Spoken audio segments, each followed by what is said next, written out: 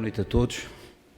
Vamos dar continuação ao livro que temos estado a analisar de Jesus para os que sofrem. Como podem ver aí na tela, capítulo 15, Segura minha mão, Pai. Quem será este menino? E a mão do Senhor estava com ele. Evangelho de Lucas, capítulo 1, versículo 66. Uma velha página escrita por um humilde madeireiro americano nos fala da ternura filial de um garotinho enfermo, transfigurado em símbolo de fé, da segura fé que devemos conservar na divina providência.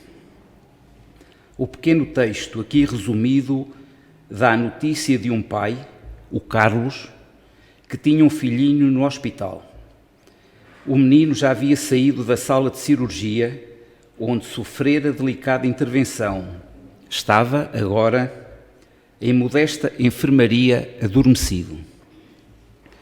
Thornton, o madeireiro, viu o pobre Charlie em lágrimas, transtornado, junto ao leito do seu filhinho.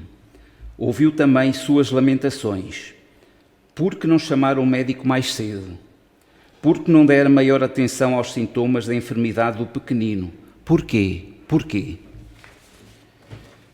Algum tempo depois, cessado o efeito maior da anestesia, o garotinho abriu os olhos e sorriu levemente ao ver seu pai perto do seu leito. Estendeu a pequenina mão, ainda febril, para o genitor e disse-lhe num sussurro: "Segura minha mão, papai. Está doendo tanto." O carinhoso pai apertou docemente entre as suas mãozinhas a do filho. O menino tornou a sorrir e adormeceu de novo.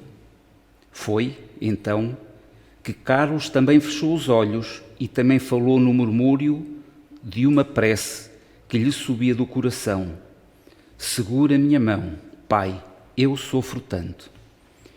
Ensinou-nos Jesus muitas coisas belas sobre o Pai cheio de amor, o Pai nosso que está nos céus, omnipresente em seu universo imensurável.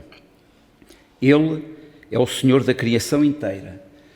Sabemos, embora não possamos conceber a essência do seu Espírito nem a beleza do seu poder, aprendemos, contudo, com um Mestre Divino que em sua casa infinita há muitas moradas e que essas muitas mansões serão vivendas após esta vida transitória. Não sei se isso acontece com todos, mas essa declaração de Jesus: "Na casa de meu Pai há muitas moradas, vou preparar-vos lugar", é para mim de significasta beleza e de supremo consolo. Esse conforto que nasce da sensação viva, bem viva, de que o Pai compassivo da parábola é a imagem de nosso Deus, do Pai de todos os filhos pródigos da terra dos homens. Jesus surpreendeu seus contemporâneos, especialmente os fariseus e escribas, por nos haver dado um retrato espiritual de Deus, verdadeira revelação. Um Deus de amor, um Pai afetuoso, rico de misericórdia e de cuidado conosco. Em seu relacionamento com Deus, o incomparável Mestre usava o tratamento mais carinhoso que se possa imaginar, feito de terna intimidade e confiança: Pai. Na primeira língua de Jesus, usava o aramaico. Essa palavra se traduz por Abba, que é realmente, nem mais nem menos, o tratamento empregado pelo garotinho enfermo. Significa querido pai ou papai. Era o mesmo que as crianças judias usavam em suas ternas orações infantis. E também o mesmo Jesus empregava em suas ações de graça ou em suas súplicas: "Graças te dou, ó Pai, Senhor do céu e da terra, que ocultaste estas coisas aos sábios entendidos e as revelaste aos pequeninos. Sim, ó Pai, porque assim te aprove." Em Mateus, capítulo 11, versículo 26. E disse: Abba, Pai, todas as coisas te são possíveis. Afasta de mim este cálice. Não seja, porém, o que eu quero, mas o que tu queres.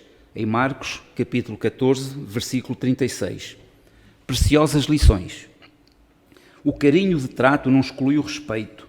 O amor ao Pai querido não faz esquecer a altíssima reverência ao Senhor do céu e da terra. O Abba não elimina o Adonai. Do mesmo modo, a súplica por auxílio não arreda ao espírito de submissão aos supremos desígnios. O segura minha mão está em harmonia com o seja feito o que tu queres.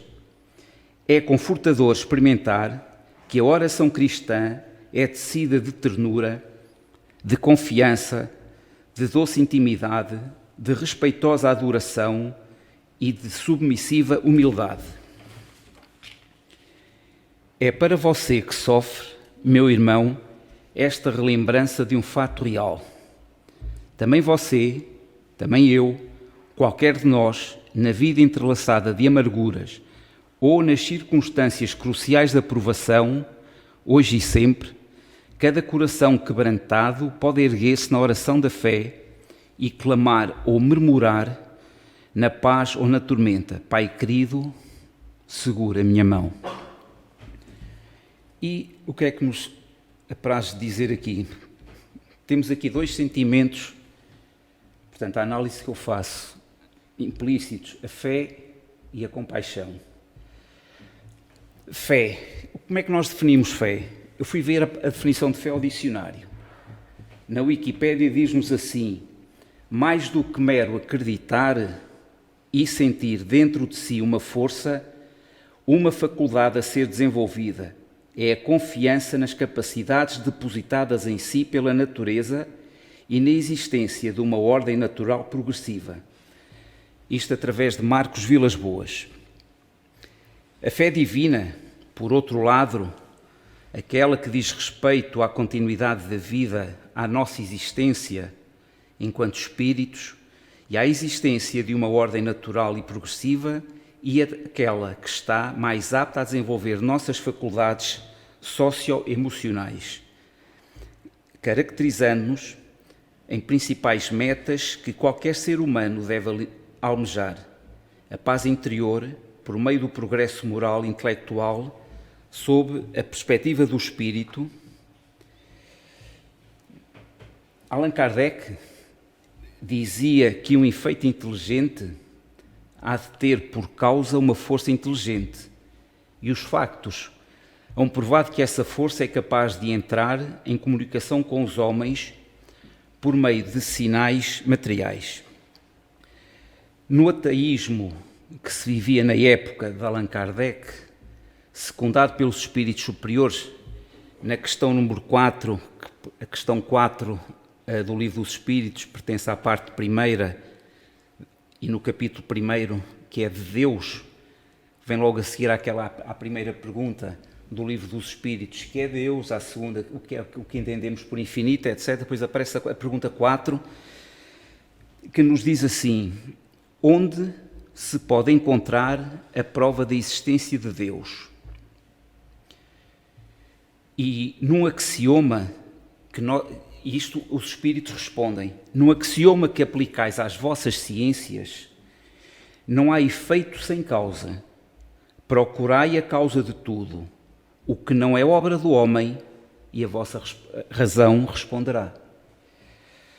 Pascal, um físico matemático do século XVII, dizia assim: duvidar de Deus é crer na sua existência.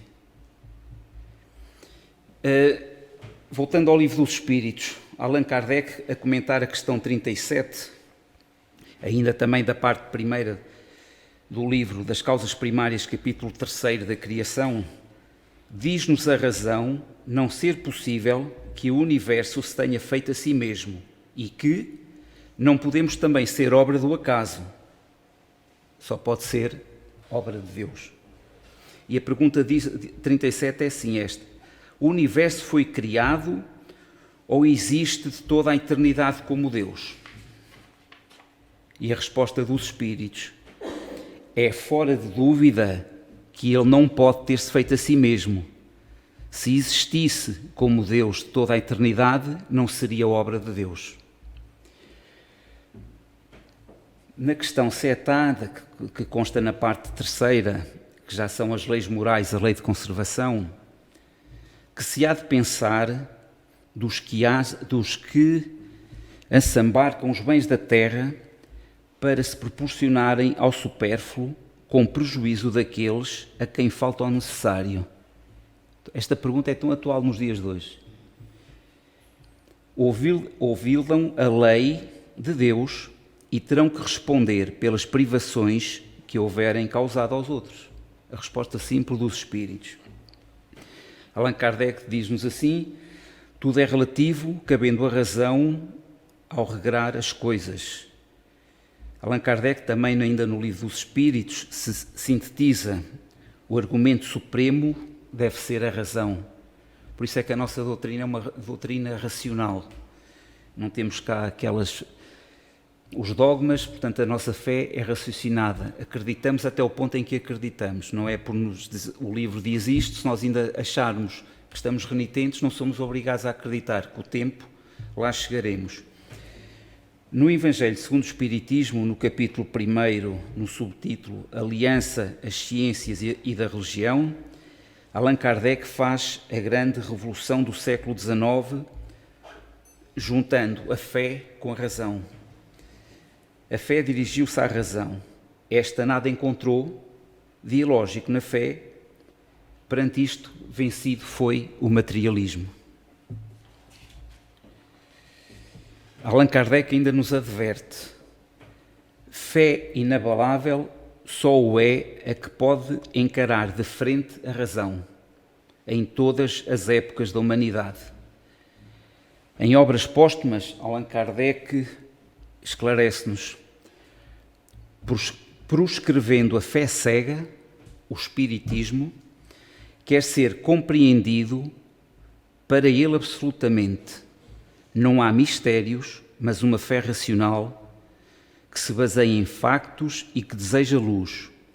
Não repudia nenhuma descoberta da ciência, dado que a ciência é a coletânea das leis da natureza, que, sendo de Deus, essas leis, repudiar a ciência fora repudiar a obra de Deus. O que é que será compaixão? Será um sentimento. O outro sentimento que eu também retirei deste texto é um sentimento benévolo e solidário que nos inspira a inteligência ao mal alheio. A insensibilidade é a mais útil transgressão das leis naturais, porque ela corrói e destrói o modo solidário de ser e viver, não só em família, mas também em sociedade. Temos o caso, que eu pus aqui esta indicação, anda toda a gente muito preocupada com esta pandemia, sim, temos razão para nos termos que preocupar, e por causa de uma vacina. Mas se repararem, morrem muito mais crianças, por exemplo, de fome, e a vacina é simples, comida. Do livro de Francisco do Espírito Santo Neto, ditado por Ahmed, Os Prazeres da Alma, estava lá esta frase: graças à compaixão, o poder de destruição humana cede lugar aos anseios da harmonia e de beleza natural.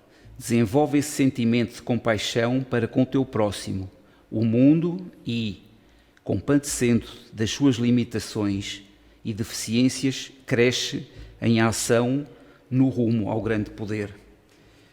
E Francisco Cândido Xavier, através de Emmanuel, diz-nos assim: perdão pode ser comparado à luz que o ofendido acende no caminho do ofensor.